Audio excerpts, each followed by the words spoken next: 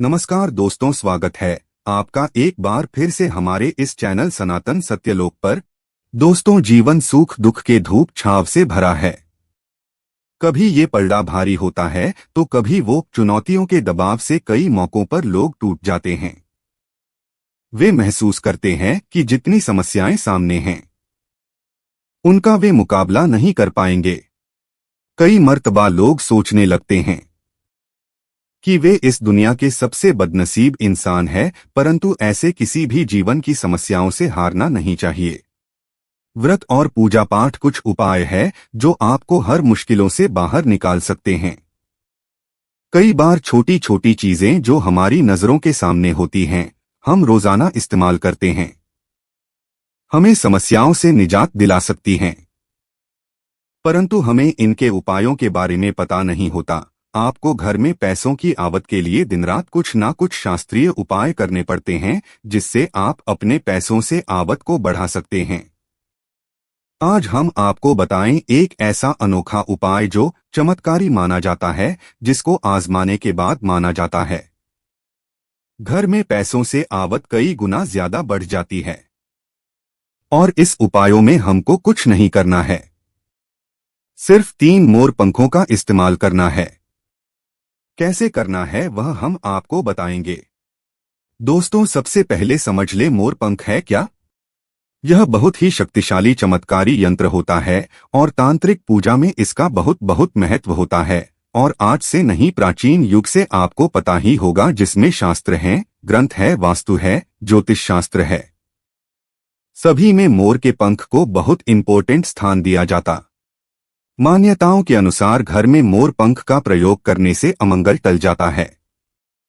विशेष रूप से कहा जाता है कि मोर पंख से दुरात्मा पास नहीं आती। मोर पंख को भगवान श्री कृष्ण ने अपने मुकुट पर स्थान देकर सम्मान दिया।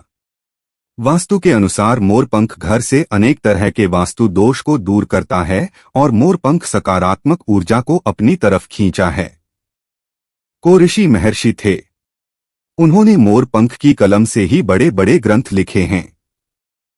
मोर पंख की उपयोगिता बताने लायक नहीं है, क्योंकि आयुर्वेद में भी इसका अच्छा खासा महत्व होता है। और शास्त्रों के अनुसार संध्या नाम का एक असुर था, स्वर्ग पर उसने अधिपत्य कर लिया था, देवताओं को बंदी बना लिया था।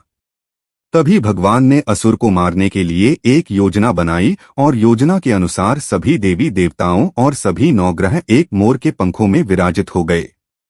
इसके बाद मोर बहुत शक्तिशाली हो गया, उसने संध्या असुर का वध कर लिया। तभी से मोर को और भी पूजनीय और पवित्र माना जाने लगा।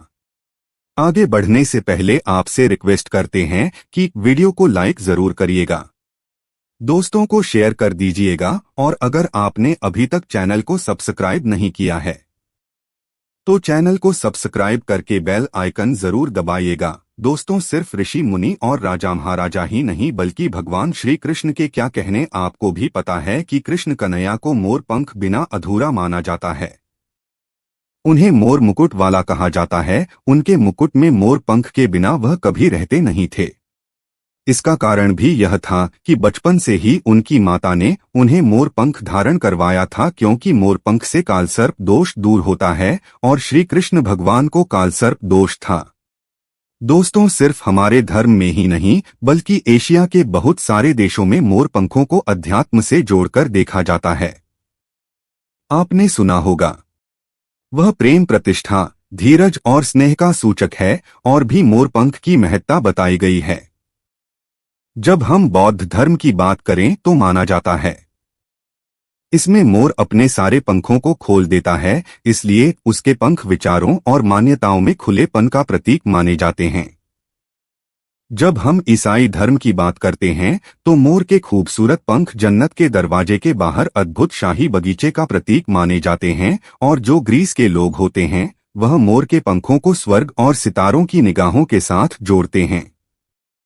हमारे धर्म में तो मोर को धन की देवी, लक्ष्मी, विद्या की देवी, सरस्वती, कृष्ण कन्हैया, गणपति, हनुमान जी, कार्तिकेय, इन सभी से जोड़कर देखा जाता है और लक्ष्मी, सौभाग्य, खुशहाली, धन, धन्य और संपन्नता का प्रतीक माना जाता है। मोर के पंखों का प्रयोग लक्ष्मी की इन्हीं विशेषताओं को हासिल करने के लिए किया जाता है और मोर पंख को अगर बांसुरी के साथ आप अपने घर में रखते हैं तो रिश्तों में प्रेम का रस घुल जाता है।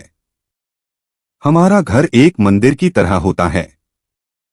अगर उसमें रहने वाले सदस्य रोज आपस में झगड़ा करने लगे तो यह मंदिर अपवित्र सा लगने लगता है। इसके कई कारण हो सकते हैं। सबसे बड़ा कारण होता है घर में अत्यधिक नकारात्मक ऊर्जा का प्रवेश करना। अब सवाल उठता है कि घर में अगर नकारात्मक ऊर्जा बढ़ गई है तो इसको दूर कैसे किया जाए। इसका प्रवेश अगर हो गया है तो इसको बाहर कैसे करें। इसके लिए हमने आपको जन्माष्टमी के दिन भी एक उपाय बताया था कि मोर के पंखों आरती के बाद आप अपने घर पर खूब जोर जोर हवा में हिलाएं। इससे आपके घर की जितनी नकारात्मक ऊर्जा है वह आपके घर से बाहर हो जाएगी। आपको यह रोज ही करना चाहिए, सिर्फ एक दिन नहीं। मोर पंख को अगर आप अपने घर के अंदर हाथों से ऊपर से नीचे फहराते हैं तो आपके घर के आसपास की जितनी नकारात्मक ऊर्जा है वह घर से बाहर चली जाती है और जिस घर में सबसे ज्यादा सकारात्मक ऊर्जा होती है वहीं माता लक्ष्मी का प्रवेश जल्दी होता है। इसी बात का ध्यान रखते हुए आज हम आपको बताएंगे कि घर में वह कौन सी 3 जगह है जहां पर आपको मोर पंख को रखना चाहिए और इन जगहों पर अगर आप मोर पंख रख देते हैं तो आपके घर में भी सबसे अधिक सकारात्मक ऊर्जा बनी रहेगी। तो साक्षात लक्ष्मी जी आपके घर जरूर आमंत्रित होंगी। आप किसी भी शुभ दिन मोर का यह पंख लेकर के घर के किस ऐसे स्थान पर सबसे पहले लगा दे जहां पर आने जाने वाले लोगों की नजर सबसे ज्यादा पड़ती है। असल में मोर का पंख नकारात्मक ऊर्जा को अवशोषित करता है, यानी कि अब्जॉर्ब करता है, इसलिए आपको इसको ऐसे स्थान पर लगाना चाहिए जहां यह सभी को नजर आए। मोर के पंख के यह उपाय न सिर्फ आपको बल्कि जी आपके घर के सदस्यों के जीवन में भी सुख और समृद्धि जरूर लेकर आएंगे। ये उपाय आप अपने घर पर किसी भी शुभ दिन से शुरू कर सकते हैं, माना जाता है यह कमाल का होता है। प्राचीन काल से आज की बात नहीं है। यह बहुत सालों से भगवान की प्रतिमा के आगे वातावरण को पवित्र करने के लिए, सब जगह वशीकरण के लिए, कार्य सिद्धि के लिए, भूत बाधा, रोग मुक्ति, ग्रह दोष, वास्तु दोष, सभी के लिए मोर पंख बहुत ही यूजफुल माना गया है। खासकर जो स्टूडेंट होते हैं उनके लिए तो यह रामबाण का काम करते हैं। जो कहते हैं सरस्वती माता के उपासक होते हैं या फिर विद्यार्थी होते हैं, वह पुस्तकों के अगर अभिमंत्रित करके मोर पंख को रख ले तो पूरा पूरा लाभ उठा सकते हैं। अगर आप मंत्र सिद्धि करते हैं, तांत्रिक पूजा आदि करते हैं तो कुछ जपने वाली माला को माना जाता है कि मोर पंखों के बीच आप रखते हैं तो आपकी मंत्र सिद्धि बहुत ही जल्दी होती है। घर के सभी अलग अलग कमरों में मोर पंख लगाने से घर का वास्तु बदला जा सकता है। एक मोर का पंख हमारे जीवन की दिशा बदल सकता है।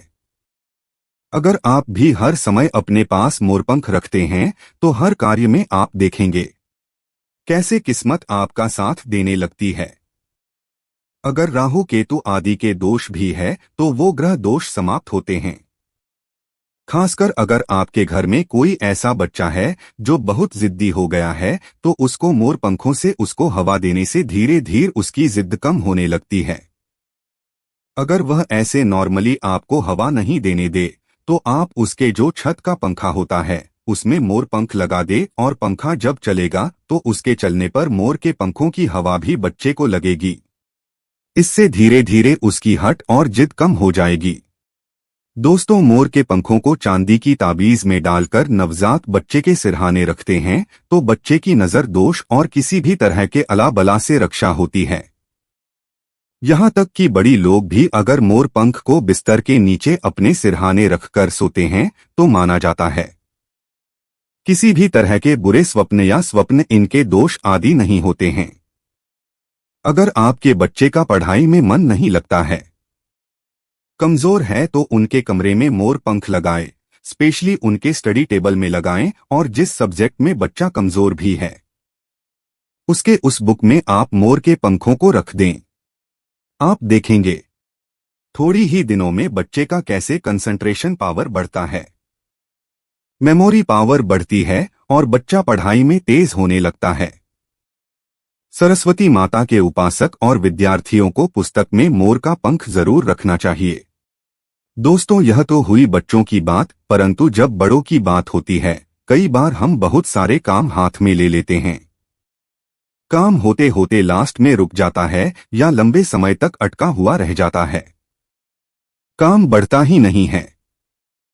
तो ऐसे में अगर आप अपने घर के बेडरूम के पूर्वी दक्षिण यानी साउथ की कॉर्नर ऑफ द हाउस है उसमें मोर का पंख लगाते हैं तो आपके अटके हुए कार्य पूरा होने के योग बनने लगते हैं। घर में अगर पैसों की बरकत नहीं होती है, धन आता है रुकता नहीं है, तो इसी कोने में यानी दक्षिण पूर्व कोण में आप इसको लगा देते हैं तो घर में बरकत बढ़ती है और अचानक कष्ट जो आते हैं या एक्सीडेंट जैसे अचानक जो प्रॉब्लम आती हैं उन सब से आपको मुक्ति मिलती है। आप चाहे तो आपका जो घर है या फिर दुकान की जो दक्षिण पूर्व दिशा है वहां पर मोर का पंख स्थापित करते हैं और व्यापारिक स्थल में अगर आप इसको स्पेशली स्थापित करते हैं तो आपके घर में कभी भी पैसों की कमी नहीं होती।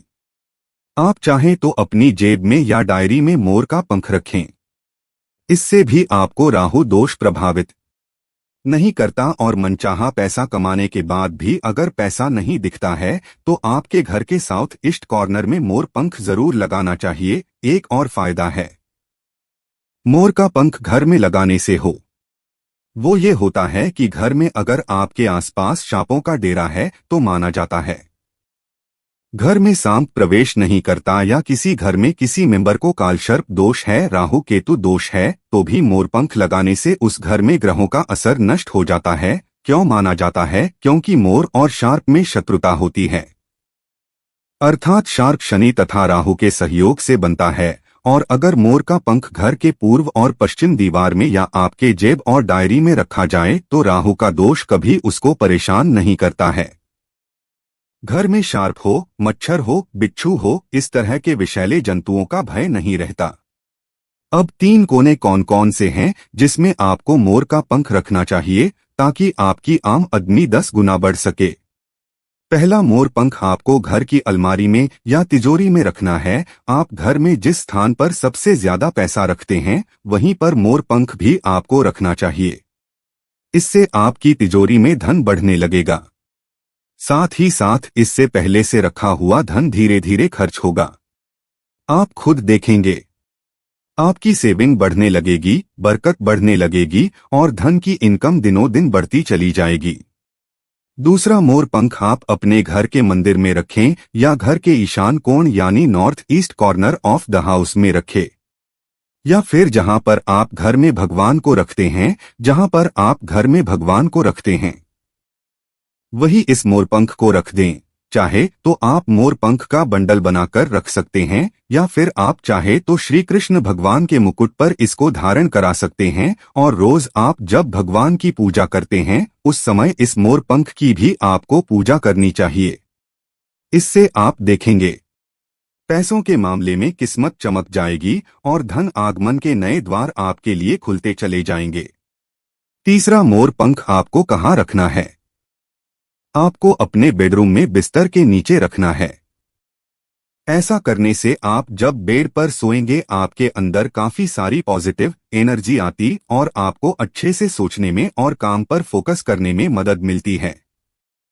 आपके जीवन में सफलता तो आती ही है, साथ ही साथ पैसों की आवक भी बढ़ जाती है।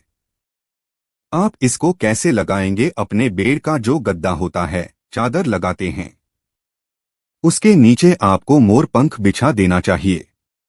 उसके ऊपर चादर लगाएं और फिर उस पर आपको सोना चाहिए।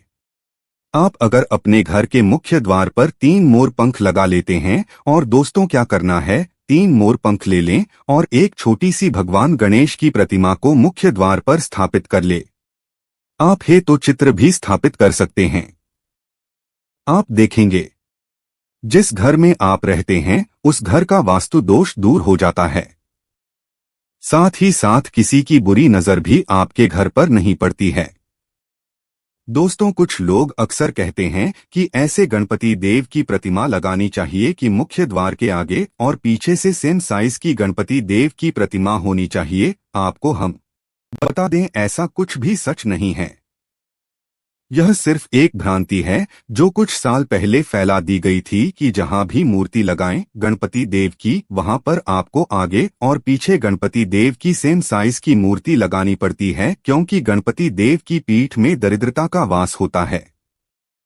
ऐसा कुछ भी नहीं है। गणपति देव उतने ही पवित्र हैं, आगे से जितने पीछे से हैं। इसलिए कभी भी मन में किसी तरह का वहम विचार न करें। हमेशा गणपति देव की एक प्रतिमा अपने मुख्य द्वार पर लगाएं। आप किसी भी राजा महाराजा के महलों में जाकर देखिए या किसी भी प्राचीन इमारतों में जाएं, सब जगह एक ही साइड में गणपति देव की प्रतिमा लगाई जाती थी। कोई भी अंदर की ओर प्रतिमा नहीं लगाते हैं।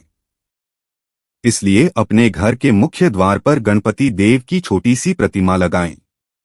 उसके साथ 3 मोर पंखों को लगाएं और फिर देखें आपके घर में कैसा माहौल होता है।